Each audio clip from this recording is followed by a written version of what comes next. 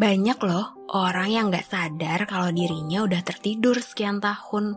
Hidup dalam ketidaksadaran, ikut arus, tanpa arah dan tujuan, bahkan gelap. Karena mata kita tertutup. Dan bukankah suatu kepuasan kalau kita akhirnya bisa bangun dan melihat sekeliling, memaknai setiap momen demi momen. Selamat datang di Dengerin Buku Channel yang akan mereview dan membacakan sekilas dari buku-buku inspiratif untuk nemenin kamu yang suka belajar bisa merefleksikan isi bukunya. Jadi buku-buku inspiratif itu gak berlalu begitu aja. Kali ini kita mau merenungkan buku baru lagi nih dari John Piper yang judulnya Don't Waste Your Life. Mungkin buku ini akan sangat tidak menarik buat yang gak mau repot-repot mikirin masa depan, masa tua, sukanya santai, lihat nanti aja. Tapi bagi kamu yang pernah sedikit aja memikirkan, hidup aku untuk apa ya? Gimana ya aku memaknai hidup ini dengan tepat? Buku ini akan cocok banget. Yuk kita belajar dari John Piper untuk menolong kita punya perspektif baru. John Piper sebenarnya udah mulai memikirkan tentang ketakutan menyia-nyiakan hidup itu udah dari waktu kecil. Pengalaman melihat totalitas ayahnya yang berkhotbah dengan keras tanpa kompromi, dan juga melihat berbagai kehidupan yang rasanya sia-sia. Misalnya, ada pemuda yang tewas dalam kecelakaan sebelum bertobat. Atau seorang pria tua yang dia lihat menangisi masa lalu yang sudah dia sia-siakan. Kalau kamu sendiri, di usia saat ini, berapapun itu, apa kamu pernah memikirkannya juga? Atau pernah takut gak kalau ternyata kita melewatkan banyak hal penting dan menyia-nyiakan banyak hal? Perjalanan Piper ketika mulai takut akan masa tuanya juga semakin kuat karena sebuah plakat yang selama 12 tahun dia lihat.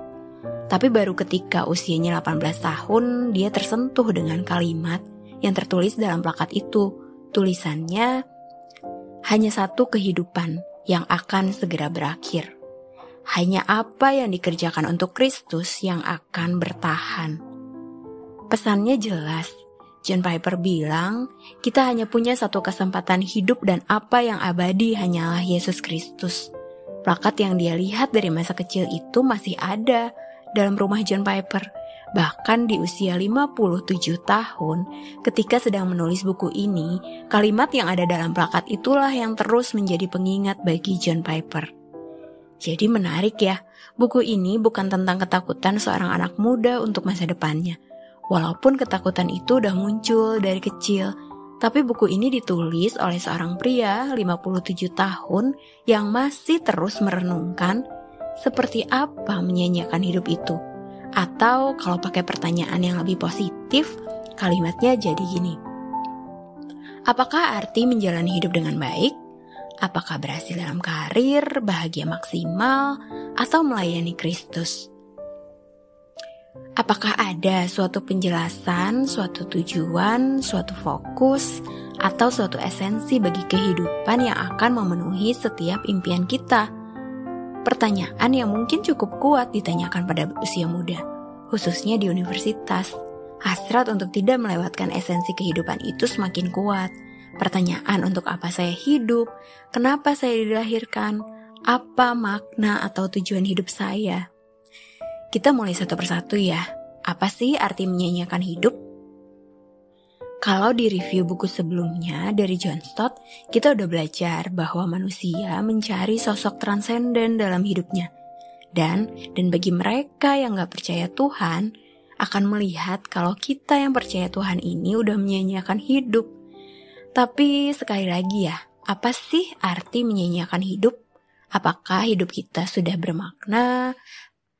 Karena kita tahu berbagai macam definisi keberhasilan dalam diri manusia itu sangat subjektif. Jadi ketika orang gak percaya Tuhan, melihat orang yang percaya Tuhan itu udah menyia-nyiakan hidup. Nah, itu pun bisa dibilang subjektif. Kenapa? Karena orang yang percaya Tuhan, sekalipun sosok transenden yang gak kelihatan, mereka punya makna hidup yang menolong mereka utuh, happy, dan semangat menjalani hari-hari. Jadi, mana yang benar-benar bermakna dan esensi bagi manusia? Ada gak sih kebenaran objektif? Gimana kita memastikan kalau kita gak akan menyanyiakan hidup? Unik sih, buku ini menyadarkan kita kalau sebenarnya mencari kebenaran objektif itu seperti ikan yang mempelajari bahwa air itu ada, atau seperti seekor burung yang mempelajari kalau udara itu ada. Karena memang apa yang esensi dan objektif itu sebenarnya ada, tapi seringkali gak kita sadari, sehingga seringkali manusia perlu mempelajarinya dan memikirkannya dengan serius. Kalau enggak, hidup kita akhirnya berlalu dengan sia-sia, karena ada kekosongan akibat dari ketidaktahuan kita akan diri kita dan untuk apa kita ada. Kalau kamu sekarang lagi mencari makna hidup dan diremehkan sama orang-orang karena dianggap nyusahin diri sendiri, tetaplah mencari. Bahkan riset ilmiah juga sudah lama membuktikan bahwa kebermaknaan hidup seseorang itu meningkatkan kesejahteraan psikologis kita. Ada banyak orang punya kelimpahan materi, tapi hidupnya kosong. Dan banyak juga yang hidupnya minimalis, tapi merasa hidupnya lebih bernilai. Begitu juga John Piper, kalau dalam pencarian makna yang dia alami, peran buku C.S. Lewis cukup berperan untuk membuat hidupnya lebih bersuka cita karena tahu apa yang jadi nilai hidupnya. Buku yang menolongnya berhati-hati untuk tidak angkuh. Dia menyebutkan peran dari apa yang diajarkan C.S. Lewis begini. Ia menolong saya menghidupkan hidup ini. Ia menolong saya melihat apa yang ada dalam dunia ini, hal-hal yang jika kita tidak memilikinya akan membuat kita rela membayar jutaan dolar untuk memilikinya. Tapi yang kita abaikan jika kita memilikinya. Ia membuat saya lebih menyadari keindahan, ia menyadarkan jiwa saya bahwa ada keajaiban-keajaiban sehari-hari yang akan membangkitkan penyembahan jika saya membuka mata saya. Ia mengguncangkan jiwa saya yang tertidur dan menyiramkan air dingin realitas ke wajah saya. Sehingga kehidupan dan Allah dan surga dan neraka menerobos ke dalam jiwa saya dengan kemuliaan dan kengerian. Indah ya kalimat John Piper, sekalipun dia tahu kelemahan C.S. Lewis yang mungkin bisa dibilang mengerikan, tapi Piper mensyukuri dan mengakui pemikiran Lewis banyak menolong dia menemukan makna itu. Kalimat terakhir dari Piper yang tadi dibacakan juga indah dan menggugah saya. Kalimatnya begini, ia mengguncangkan jiwa saya yang tertidur dan menyiramkan air dingin realitas ke wajah saya. Sehingga kehidupan dan Allah dan surga dan neraka menerobos ke dalam jiwa saya dengan kemuliaan dan kengerian. Jadi ada 2 poin. Pertama, bangun dari tidur. Banyak manusia yang gak sadar kalau dirinya udah tertidur sekian tahun, hidup dalam ketidaksadaran, ikut arus, tanpa arah dan tujuan, bahkan gelap karena mata kita tertutup. Dan bukankah suatu kepuasan kalau kita akhirnya bisa bangun dan melihat sekeliling, memaknai setiap momen demi momen. Seringkali yang kita butuhkan hanyalah membuka mata kita bangun dari tidur. Yang kedua, kita dibangunkan dari tidur dengan kemuliaan dan kengerian. Kesadaran bahwa hidup ini gak datar-datar aja, kita gak melihat hanya dari satu sisi bahwa semua baik, lalu kita telan mentah-mentah semua baik yang sudah Tuhan sediakan. Tapi sebaliknya, gak juga berarti bahwa semua ngeri, gak ada pengharapan.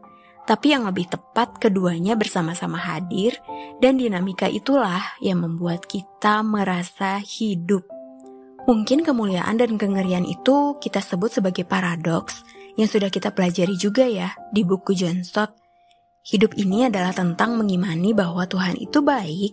Tuhan gak mungkin mencelakai kita, tapi di saat yang sama mungkin kita juga diperhadapkan dengan situasi mencekam yang rasanya membahayakan kita. Tapi ternyata kondisi itu jadi sarana untuk kita mengalami pertolongan Tuhan.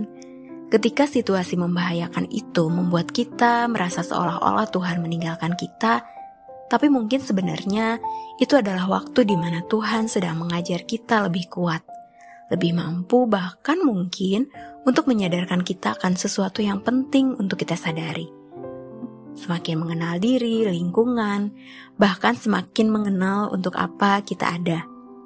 Misalnya pengalaman John Piper yang mengalami mononukleosis.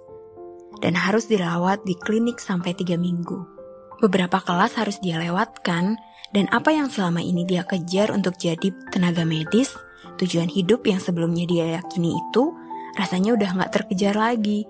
Padahal kisah sebelumnya, John Piper menemukan makna hidupnya dan membayangkan dirinya akan berguna sebagai seorang dokter medis, bidang yang sangat dia cintai. Tapi dalam istirahat total dan tertinggal dari impiannya, justru mengantar dia pada momen bangun dari tidur yang sesungguhnya. Ketika setiap pagi dia mendengarkan khotbah Harold John, seorang gembala sidang dari Park Street Church selama minggu penekanan spiritual, di sana dia terbaring, memikirkan bagaimana dia harus mengejar ketertinggalan dengan kuliah kimia umum, tapi dia justru terbangun dan mengetahui apa yang selanjutnya harus dilakukan, yang ternyata bukan tentang mengejar ketertinggalan materi perkuliahan untuk jadi seorang dokter medis, tapi mengejar hal lain yang akhirnya dia hidupi hingga sekarang. Suatu hari Noel tunangannya menjenguk dia di klinik. John Piper pun menyampaikan hal yang baru dia sadari. Dia bilang begini sama Noel. Bagaimana menurutmu jika saya tidak mengejar karir medis tetapi sebagai gantinya masuk ke seminari? Dan sama seperti hal-hal lain yang pernah ditanyakan kepada tunangannya itu, Noel menjawab dengan menenangkan. Jika memang kesanalah Allah memimpinmu, kesanalah saya akan pergi. Sweet banget ya pasangannya John Piper.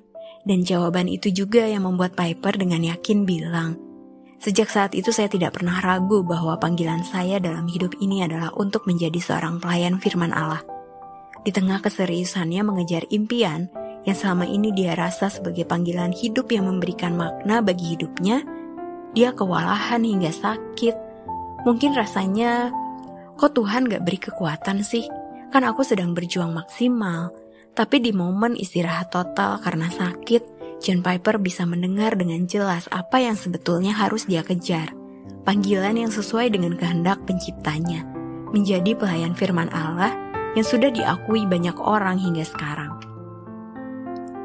Saya percaya buku ini bukan sedang mengajak kamu pembacanya masuk seminari sebagai jawaban dari menemukan tujuan hidup dalam Kristus yang bernilai kekal. Dengerin Buku Channel juga nggak sedang mempromosikan orang-orang Kristen harus masuk seminari untuk memiliki hidup yang bermakna.